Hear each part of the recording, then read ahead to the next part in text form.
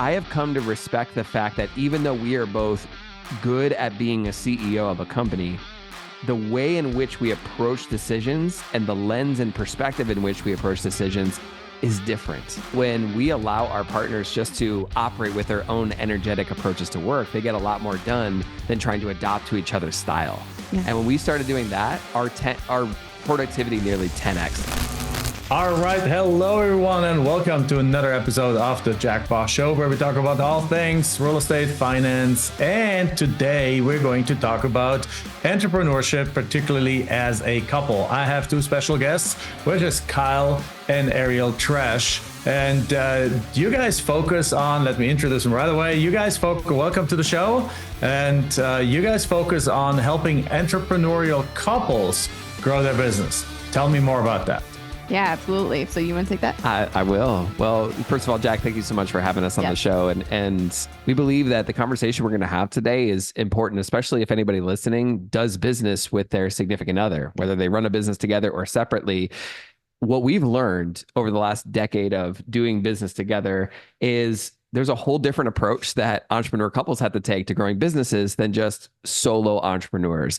And we kind of learned the hard way. We learned the hard way of what it's like to have to navigate being both an entrepreneur as well as doing business with your spouse, where we also have to be romantic partners in addition to being business partners. Yeah. So for us over the years, having to navigate a lot of complex challenges like figuring out, how do we actually balance work life and personal life? How do we actually make decisions? How do we disagree with each other without criticizing one another? How do we actually make time for each other no matter how much the demands of business continue to grow? These were things that we had to figure out early on. And having figured it out, we now are very, very blessed to help entrepreneur couples all over the world grow and scale businesses without growing apart in the process. That's beautiful. Great. So how do you do it? I mean, my wife and I, we work together. She's the co-founder of our coaching business. We are the co-founders of our real estate business. We created our land investing business together from scratch. She actually got me out of a job because she was the one that first went full-time into the business while I was still working on getting us the green card. And then once I got the green card, I was able to quit, but she first went to full-time. Then I went, then secondly, then we grew this business fairly large and we added the coaching business. And I know firsthand, there's a lot of challenges working as a couple. So let's dive into that. So what's the secret sauce? The secret sauce. Well, just like in real estate, there are a lot of different things that you can do in order to really excel and maximize the true benefits of being an entrepreneur couple. So we know that many couples that are listening to this are probably already pretty good in terms of like how they get along and how they work together. If you are a couple in business, you already kind of have to have a certain level of camaraderie that is, I would say, above average compared to the average married couple out there. Yeah, you're on the personal development hyperloop is basically what it looks like. Yeah, where you're financially incentivized together, you're speaking the same language, you have somebody that supports you. And these are kind of the blessings that come with couplepreneurship. Yep. But as you said, Jack, there's also what we call the curses of couplepreneurship too, where if couples aren't fully aligned on where they're going, how they're going to get there, what their roles are, and they're not prioritizing their home life and their family life in the process, it doesn't matter how successful you get in business, that success in business can actually be built on a very faulty foundation. So essentially what we do with entrepreneur couples is we help those couples go from good to great. And the easiest way to think about this is to just use the acronym GREAT, G-R-E-A-T. G stands for goals. So one of the very first things that we do to help entrepreneur couples accelerate their entire life forward is to go on what we call a vision date. A vision date is basically a time where two entrepreneurs who are, in a relationship together could go on a date and ask themselves, how can we create a life that we both feel excited about?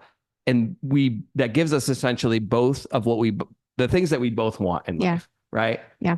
That's the goals piece, because if we're not aligned on where we're going and how we're going to get there, it doesn't matter what we're doing on a day-to-day. It could absolutely be very, very difficult for us to see what success actually can manifest itself as. Yeah, and then falls apart. But Plus, everyone is. If you don't have alignment, then how do you know that you're even going the right direction? Or you think you're going the right direction, the other person thinks you're going the wrong direction, and it all falls apart. Yeah.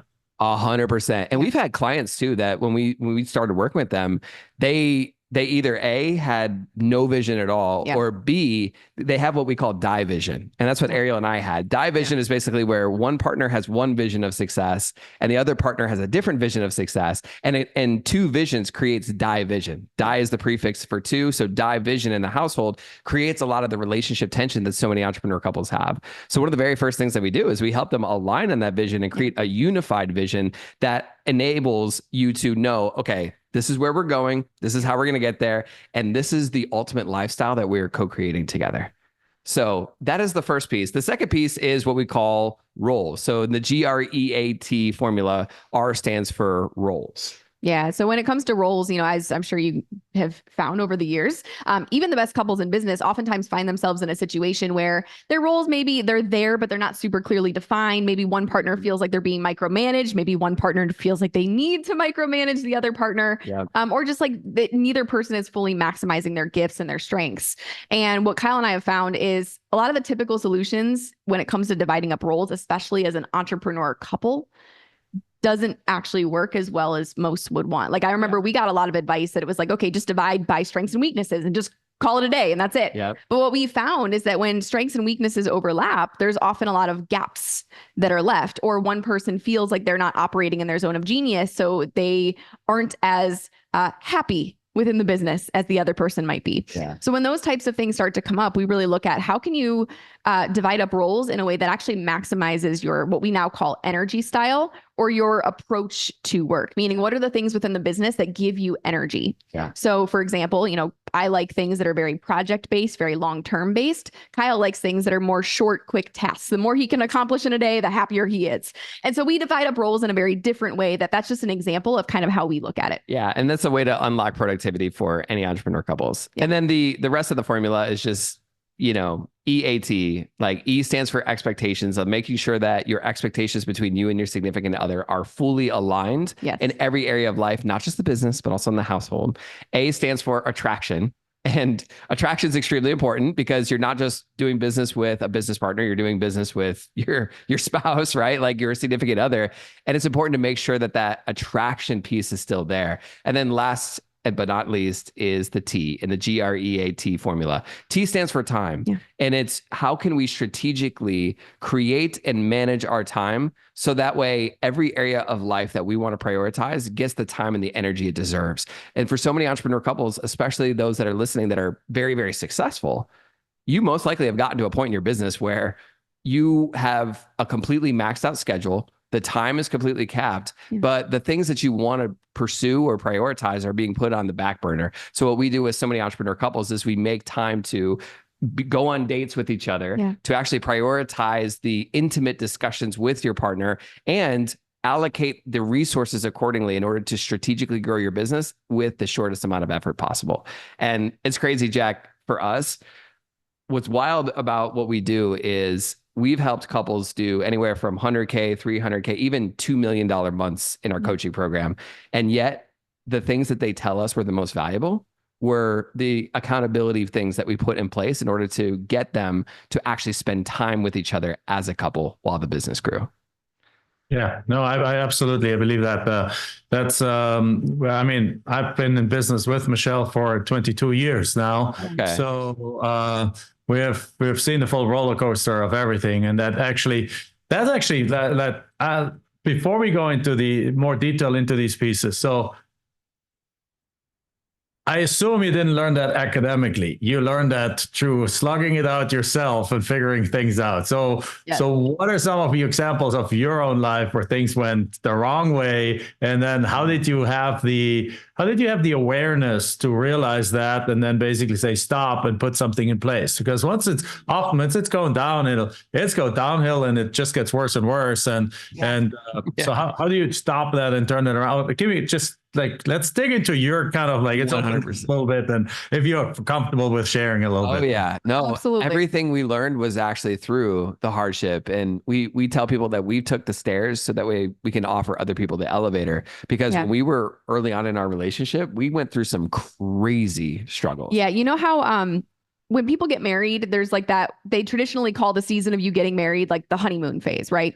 Mm-hmm. The honeymoon phase. Well, for us, we had the complete opposite.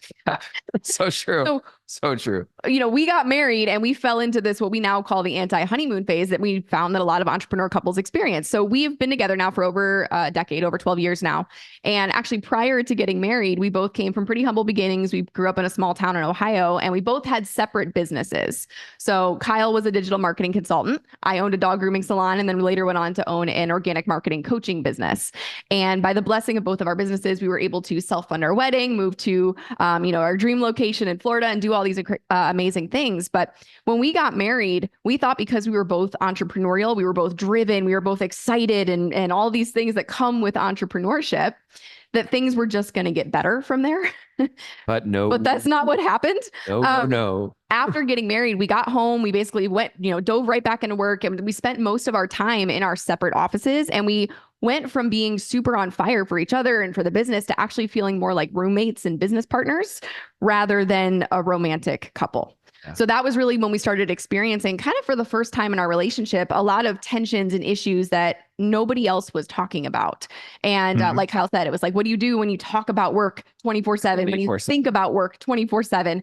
How do you and your partner align on where you want to go and the different approaches to getting there when you both have a different approach to getting there? Yeah. How do you give feedback to each other in a way that one person doesn't feel criticized? How do you, actually continue and sustainably grow your business without it sacrificing all of the other areas of life, like your relationship, your family, your health, et cetera?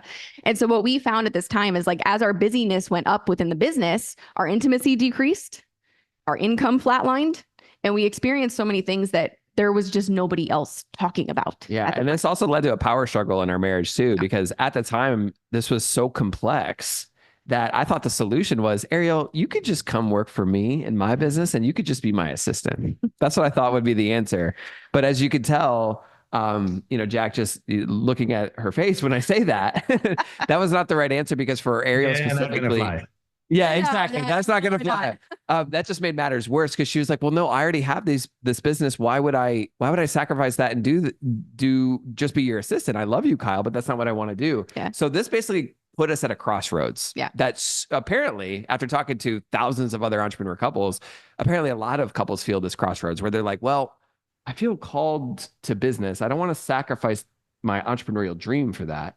But I also feel called to be married to this amazing person. I don't want to sacrifice that either. But what do you do when, like, the complexity just overwhelms you? For me, I didn't really have anywhere else to turn to. So I went to a guest room of our house. I got on my knees and I just started praying out to God. And I was like, God, I don't know. I thought I was doing what I was supposed to be doing, but there's like no solution that works here. Yeah. And I'll never forget that day, because I got off from that bed and I went on social media, which is probably the place that nobody should go to when they're looking for answers. But today, actually was the place that gave me the answer, because on social media, I saw a live video that my wife Ariel was doing, where she was coaching other women on how to grow businesses from home and scale it to 6 figures without any paid ads. And underneath her video, there were comments from women all over the world saying, thank you. Thank you so much for what you do. And for whatever reason in that moment, I recognized what I probably should have already seen, which is that my wife is a powerhouse. She is amazing. And if I was just going to have her compromise her giftings to just be my assistant, I would actually be depriving the world from the gifts that God gave her to shine. So that was the moment where I was like, okay, I get it now. I ran out of the room and I saw her and I said, Ariel, I'm so sorry. Clearly, there's a new level of our working relationship that we haven't stepped into yet. And from that point forward, what we did is we intentionally created what we call the 2.0 version of us working together as a couple. Yeah. And we started creating, out of that place of pain, new approaches, new strategies, and new ways of living and growing businesses together that actually accounts for both of our needs in the process. Yeah. Wonderful. God, that's impressive that you've been able to do that. Now, here's the thing though. What you're describing is two people working on two different businesses, just happen to be in the same location. Yes. Yep. That's not materially different from you going to one office and working there, or like going to getting the car, driving somewhere, you getting a car, driving somewhere, and then a normal married couple coming back for after the day of work and talking about work and things like that. Now you guys looks like you don't do your respective businesses anymore, and you have merged your business into a consulting coaching business for married entrepreneurs, or they don't have to be married, I assume, but for like couple entrepreneurs. And now you're working together in one business. Yeah. How has that changed the dynamics? Because in the other world, like each of you has full autonomy to do whatever the heck you want because nobody talks into your business. Yeah. When you're together in business, now I want to spend 50 grand on advertising and I want to not. And I think we should do a live event and I don't think so. And I think we should do 5 live. We should do this promotion. No, this needs to look like this and this needs to look like that. I want to buy this piece of land and develop it. No, no. And I'm not saying that I want this and Michelle doesn't. It's just each time it's somebody else. It goes back and forth in kind of different things. So how do you handle that? That's in a different level of complexity of going back and forth, because until then it's like, yes, you're in the same building, you talk about business because entrepreneurs, that's what we do. We talk about business all day and night until we fall asleep. But you still have full autonomy about your business and nobody talks into your business. The moment you merge those, how does that change? Yeah, so I would say it's actually not quite as different as you would think. It is different, but it's not as different as you would think. And I think the reason why is because the difference between two people who have a job, and like one person has a job, another person has a job, they work in separate offices, everything that you said, with that also comes the fact that they are getting paid by somebody else, an agreed upon amount. And all of that is already kind of preset versus when you have two entrepreneurs, if one person owns a business, and maybe the other person does too, there's a tendency for the one person to look at the other person's business and go, why are you not bringing in as much money? Why are you not able to, you work in the business 80 hours a week. Where's the result of that? And we started to see, for us, it actually started when we had separate businesses. It turned into a little bit of a competition of like, whose business was going to make more, and specifically whose time was quote unquote less valuable to go dedicate to the more menial things, the more like household chores and dishes and laundry and all of those things. And so with that, we had those same tensions when we had separate businesses. And now even with a business together, they look very similar because it's just two roles of people that are responsible for the outcome versus having two separate businesses and also still being responsible for the outcome. So and to her point though, when you do come together in business, now the decisions have to be 100% aligned because of course we can give each other feedback. That's the biggest difference. But now the decisions, like you said, Jack, like should we do an event or not? That's a real discussion that my wife and I have had because we do live events for entrepreneur couples from all over the world.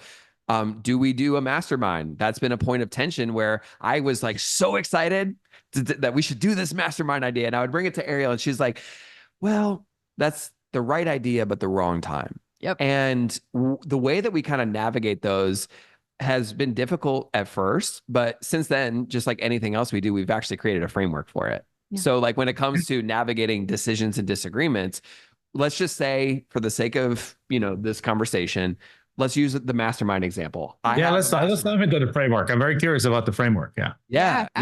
For this, okay, we literally did this live with and so when I say a mastermind, I really wanted to do it.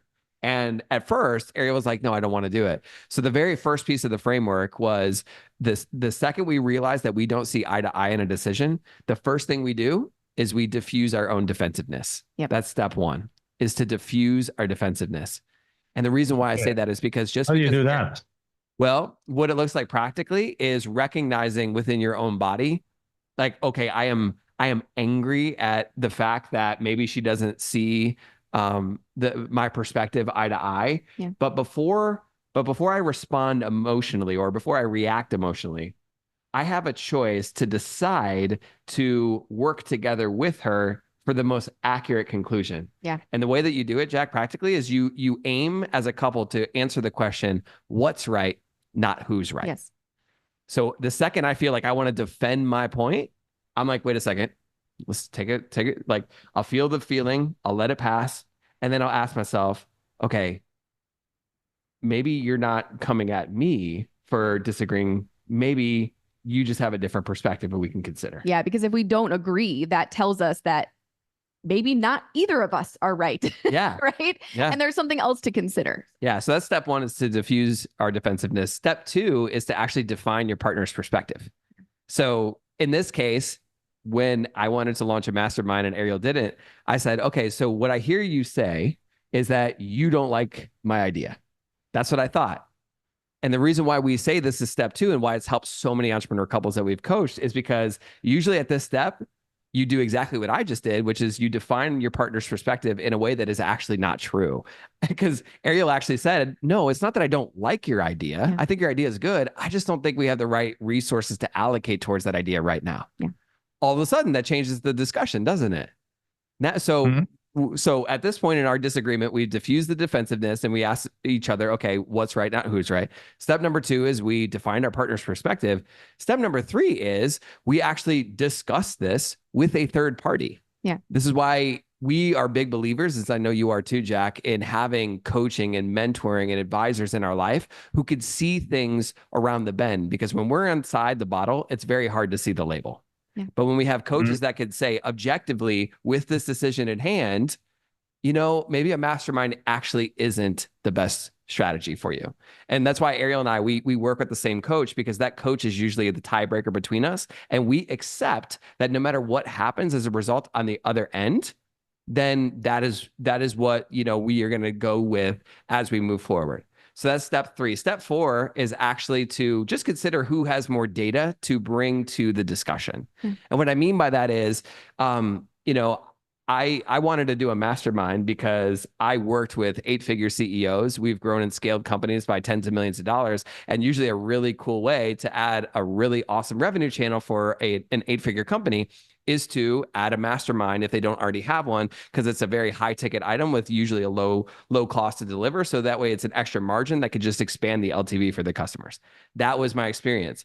But Ariel's experience is having data with startup businesses who were growing to the 7-figure level and beyond. So not quite at that 8-figure level. And in this particular context, based on where we were in the stage of our business, the data that Ariel had is actually more relevant to the discussion. So even though I'm super excited about the mastermind, her perspective of, hey, we don't have the right resources to allocate towards this, based on the data and the feedback that she had from her experience, was actually more relevant to the situation at hand. That's right. Hey, I got to admit it. And sometimes I got to say, you know what? Ariel, you are right. My wife is right. And the husbands listening, you already know that your wife is your wisdom 9 times out of 10. So in this particular case, that leads us to step 5. And step 5 and I agree, by the way. Yes. Yes. Step 5 is to just make a decision. Now, decision is different than making a choice. A choice could be very flippant. You could change your mind and you can go back and blame somebody else when it doesn't work. But a decision is this. The word decision comes from the root words day, side. The prefix day means of or from. Scission literally means to cut. So when you are making a decision, you are cutting yourself off from other options. And what we are cutting ourselves off from in this decision we're making as a couple is the ramifications if it doesn't work, or the benefit and the credit if it does work. What I mean by that is, let's say we make a decision, we don't launch a mastermind, and we do something else instead. If all of a sudden things go sour, I'm not going to come back to Ariel 3 months later and say, I told you we should have just ran a mastermind. I told you it would have been the best idea ever, because we already made the decision as a couple to not do that. Yeah. Or when it works, Ariel's not going to come back to me and says, hey, I'm so glad we launched this group coaching offer instead of a mastermind. I told you so. Aren't you glad you listened to me instead of wanting to do a mastermind? So that's essentially what we do. Those are the 5 steps that we've learned through hard experience. But after we mastered this, Ariel and I can go from having a disagreement in business to a decision within anywhere from 30 seconds to 5 minutes, and neither one of us be offended in the process. Yeah. Yeah, very cool. I like that. I've taken lots of notes, by the way, if you guys notice me looking down. I love that. So let's go into this just one step further. And for example, situation, and asking for others. Just kidding. No, out of our own life, right? My own, like, since again, Michelle and I have been together for 26 years and married 23 years. So, and running a business together for 22 years, or almost 23 year now. It started 2002. I actually dabbled in it already in 2000. So basically like 24 years. At the beginning, we did what a lot of couples typically do, which is happened to be in our case, the case that Michelle is much more detail oriented than I am. So she started doing like all the back office work and the things and the title work and things like that. And I was selling these properties and negotiating and doing a little the more like front office work. And that's fine. Then we started our coaching business, and in the coaching business, I was more on the front end and things like that. Michelle never wanted to be in the front end. She never wanted to be on stage. She was like, if anything, we did a live event from the back, she would like chime in through the microphone for a little bit. Over the years, though, as she rightfully, and like I resonate so much with what you said, because like she's a powerhouse. She is actually, we figured out over the years that she is the better strategist of the two of us. So she's we're both visionaries. Yep. Which is a problem. Sometimes can be a problem. Like we're both strong-headed. We're both, and as we grown and as we learned how to delegate and how to build organizations and structures and have a leadership team and things like that. She basically for years was the operations manager, and I was more like the, you want to call it like the, I don't want to call it CEO because it's a stupid title, but like the company leader, and she was like the operations manager, and she's like, at some point of time, she's like, she was really good at it, but she never enjoyed it. Okay. Not the role, of course, enjoying real estate investing, all this kind of, but the role of being in all of that, she never really enjoyed it. So what happened now is that the relationship switched, and she is in essence the strategy. I'm the COO, but I'm a crappy COO. Like I'm not paid for that kind of stuff. And we have hired the different roles. So we have a team really, like I don't even need to be the CEO anymore because the team really runs everything. But we're finding ourselves now in a position that we basically have two company leaders that are butting heads a lot, not really seriously, but we have quite frequently like about the direction of the company, where should we take this, where should we take that, and although she in the coaching business, she stepped away because she had some health challenges, and she stepped down and so on, and she comes in when we ask her for advice and so on. But it's still it's the situation where like most companies I look at, one is the leader and one is kind of like the operations manager in a way, or the back office kind of things. And doesn't have to be the male and the female, it can be the other way around. And just in our case, it's like that.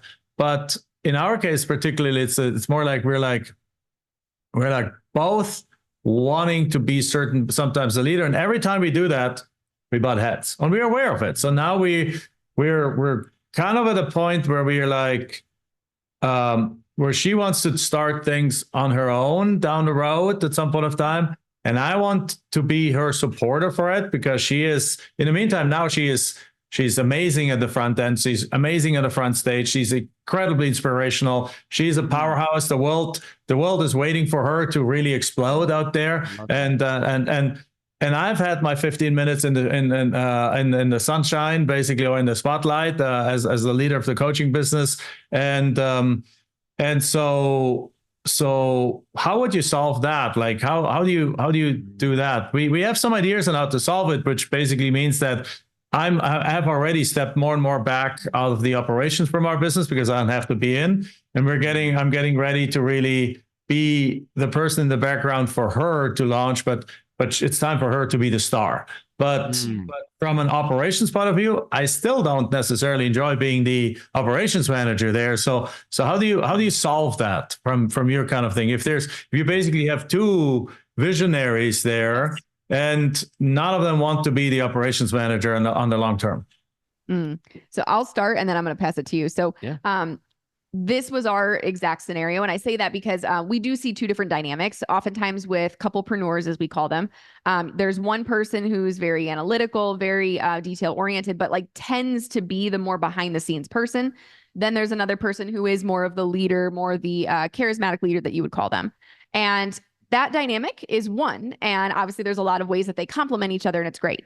But then we also see the other dynamic where they're both driven, strong-willed entrepreneurs, and they both want to be the leader. And it sounds like that's the case that you were in. That's exactly what our scenario looked like. Well, and we're actually both. We Okay. used to be one, and now we're the other. Well, now we're the second one. Yeah, you've adapted over the years. Yeah. So Yeah.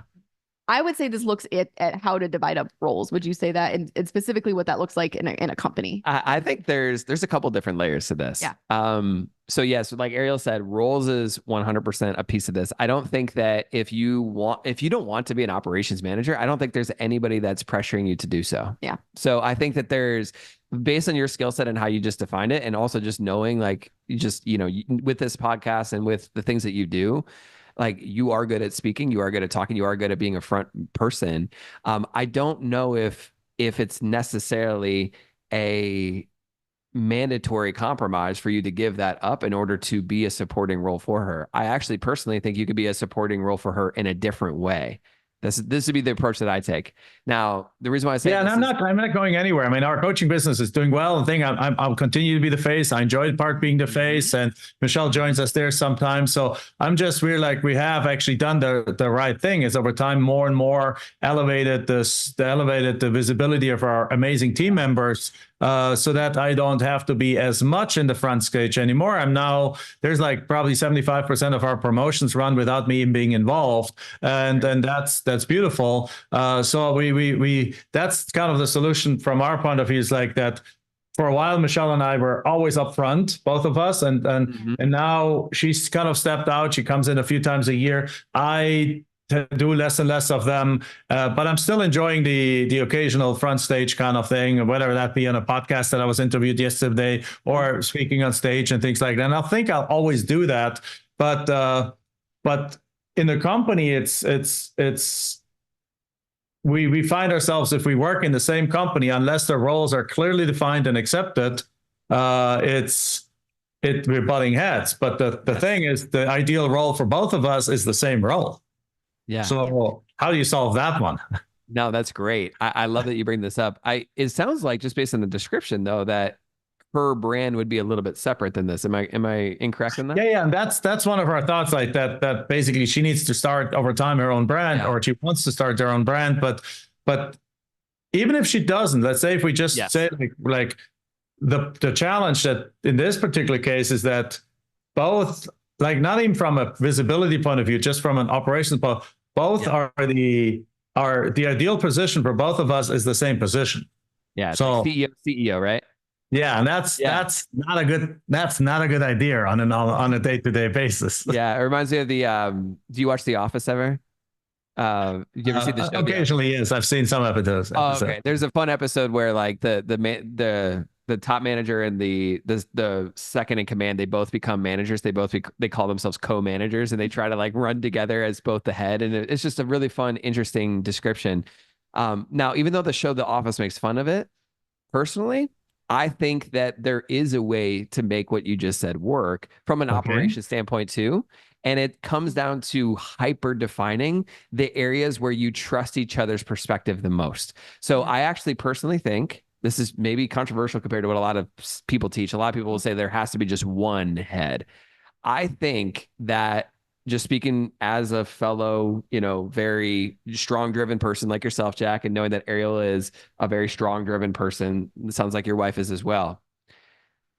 I have come to respect the fact that even though we are both good at being a CEO of a company, the way in which we approach decisions and the lens and perspective in which we approach decisions is different. So very, very tactfully, I can describe one way. Ariel's mind is wired to be more accurate and precise. My mind is wired more to be very, very efficient. So if you have somebody who is a more accurate thinker versus an efficiency thinker, they will come to wildly different conclusions of how to handle things. but we're both co-CEOs of the company. So what do? The way that we do this is if I know and trust that Ariel's like her natural inclination is to be more accurate and more analytical, I now trust Ariel with the what to do. Like, what is the future for this? What is the most accurate thing to do in this scenario? Specifically, you mentioned that Michelle is very good at the strategy. That's kind of an example of that, is like the strategy moving forward, looking down 6 months, a year from now, and what that looks like. Yeah, she's brilliant. She's the best in the world at that. Yeah. See, there we go. And my wife is amazing at that too. But then when it comes to the how, that's where my wife Ariel leans on me for that, because my mind is more efficiency oriented, which means that if she has an idea of where we should go or what the best strategic move would be, I know how to actually take that from ethereal to here's how we can actually implement that and lead the team forward. So a perfect example of this is we just migrated to a new CRM, right? A new, contact relationship management system. And we got to see both of the ways our minds work to make decisions on how to do it. So my wife, she found the right CRM for us and we started it up. And for her, because of how analytical her mind is, I think she wanted to just set up the system once and forget about it and let it run. But for me, I'm looking at the efficient linear process of what it's going to look like and how it's going to impact our team and our clients. And so my efficiency brain says, okay, we're going to move to the CRM, but what we need to do is get the very bare minimum MVP version of this thing up and running as fast as possible. All the other bells and whistles, we'll deal with that later. What matters right now to increase efficiency is to just use a couple components. And we came to an agreement on that. Now, the agreement essentially in the decision is the same, but we're using two very different cognitive functions of the brain to make those decisions. And that's why I actually think it's a gift that you have the wife that you have, Jack, because if you guys think of things differently, you're actually using an entire spectrum of cognitive functions in your mind to come to the best accurate and efficient decision together. Yeah. Very cool. Yeah, no, I agree with that. So, I mean, and as I said, she's beyond brilliant, and everyone that knows her holds her in extreme high regard, and literally like is deeply inspired by her. So there's something we need to tap into much more, and we will in the future. So it's cool to talk to another couple that is actually going that basically figure this out. And in essence, what we're doing is very similar to what you described, because I basically, when we need, before we do plan like out the next half a year or something like that, we're like, Michelle, here's what we're thinking about doing. And then she's like, no, you should be doing this way. And it's like, okay, great. Let's do that because it makes so much more sense. And then I'll take it back, and then we'll just and I'll bring it to the team. The team executes it, and so on. So yeah, and because otherwise sometimes we might run into situations that I just simply don't see. Yeah, very good. Yeah, very cool.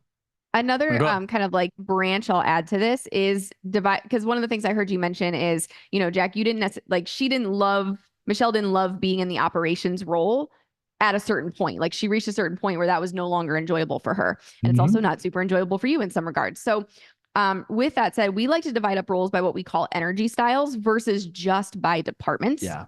So when I say energy styles, I remember many, years ago, Kyle went to Ohio. He traveled and I stayed home.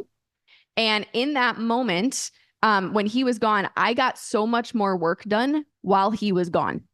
Yeah. And when he came home, I was like, hey, no offense, but I got more done when you were gone than when you're here. And I was like, wait a second, why is that? And what we found out is just like for so many entrepreneur couples, one person tends to adopt the other person's working style and the way that they approach tasks. But when we allow our partners just to operate with their own energetic approaches to work, they get a lot more done than trying to adopt to each other's style. So I was like, I remember we went out to Olive Garden. My wife was telling me she got so much more done than when I was there. And I was like, wait a second. What if we divided up tasks that way? Ariel, you like the long range projects. Yeah. I like the quick hit projects. Instead of cross departments, why don't we just look at the priorities of what's going to move the needle the most for the business and divide up tasks based on the time it's going to take and the energy required to do it. Yeah. And when we started doing that, our productivity nearly 10x. It was insane. Oh, wow.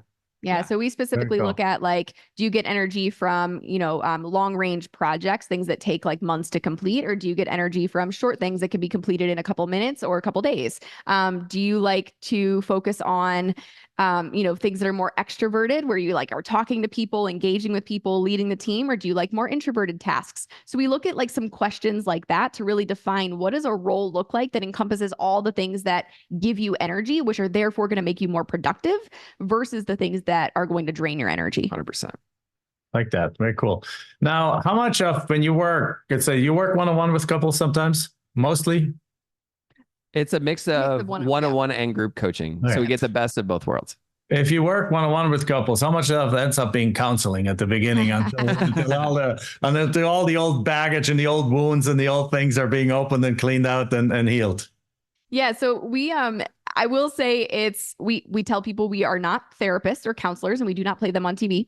But with that said, we do have to dive a little bit deep sometimes. And I think that you cannot separate results in business from the relational dynamic that's happening on the back end. Mm-hmm. And the reason I say that is because we've seen some crazy examples, just to kind of show how these things are so interlinked, is we've seen examples where, if there's tension in the relationship, it can sometimes cause certain areas of the business to come to a halt. Mm-hmm. So for example, many years ago, when I had my own separate business, I was in a position where I had a coach, and I went to the coach and I said, hey, I can't be consistent. I'm not being consistent in this particular area of the business.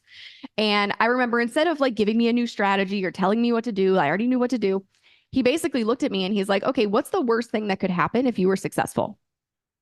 And at that moment, I recognized that the worst thing that could happen if my business went to the next level is I was afraid. And I told this coach, I said, I'm afraid that it could tank my relationship with Kyle.